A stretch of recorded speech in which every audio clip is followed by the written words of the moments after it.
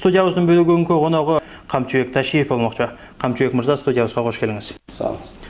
Айтсаңыз, ушул акыркы учурда саясатта же мамлекеттик кызматта көрүнбөй калдыңыз. Деги кайда эмне жумуш менен алектендиңиз?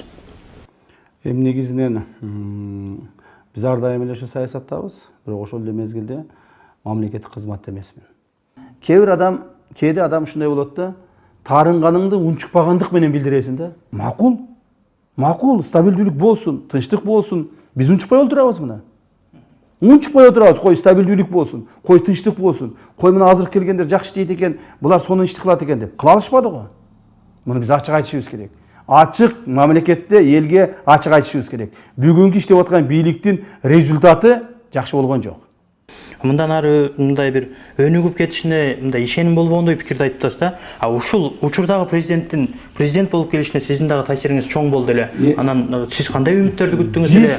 Алар менен кантип кызматташууга бардыңыз эле деген. Биз мындайда ар бир адам үмүт менен жашайт да. Үмүт менен жашайт. Эртеңки күндүн үмүтү менен жашайбыз да.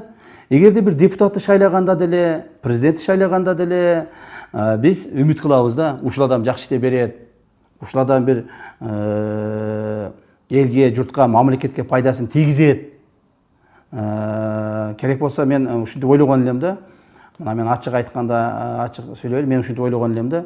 Буюрса бизден ошол президентибиз келип президент болсо, мамлекетибиз оңолуп, мамлекетибиз туура жолго түшүп, тез эле өзгөрүп кетебиз деген ишенич менде болгон. Бул ишенич чын айтканда азыр деле бул ишенич кетип калды деп мындай айтышым болбойт. Кайсыл бир деңгээлде ошол ишеничтер дагы деле бар. Но бирок ишеничтер азайып атат да. Азайып атат да. Себеби ишеничтин бардыгы жөндөн жөн сөз менен боло бербеш керек. Бул бардыгы результат менен, жыйынтык менен байланышыш керек да. Жыйынтык болбосо, результат болбосо, мына элибиздин жашоо турмушу оңолуп кетпесе, элибиз көпчүлүк, может быть, бир нече адамдын, жүздөгөн адамдардын турмушу оңолгондур.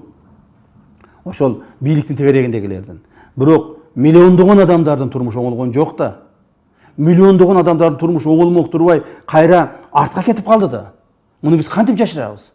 Мен канчалык мактап, канчалык жактап, канчалык көтөргөнүмдө дагы миллиондогон адамдардын турмушу бизге айкын мисал болуп турат да. Ошондуктан биз үмүт менен жашайбыз, үмүт менен биз шайлаганбыз. Бүгүнкү күндө мен ачык айтайын, ачык, так жыйынтыктарды биз көрө элек. Ассаламу алейкум, жалпы кыргыз элим. Сиздерден жардам сурап кайрылып жатамын. 3 баланын жалгыз бой энесимин. Ортончу балам Умар 6 жашта, диагнозу ДЦП, врожденный паралич. Кайдыгер карабаган кыргыз элим. Уулум Умарга жардам бериңиздер. Балдарыңыздар оорубасын. Жараткан Аллах Таала өзүнөн башка эч кимге муктаж кылбасын. Уулум Умардын жок дегенде отуруп калышына жардам бериңиздер. Балам жок дегенде өзүнүн тамагын өзү ичкенге жардам бериңиздер, суранамын.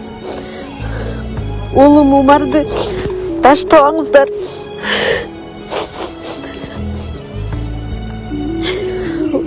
Учурда балам лечение алып жатат. Баламдын алган лечениясы токтоп калбаш үчүн жардам бериңиздер, суранамын.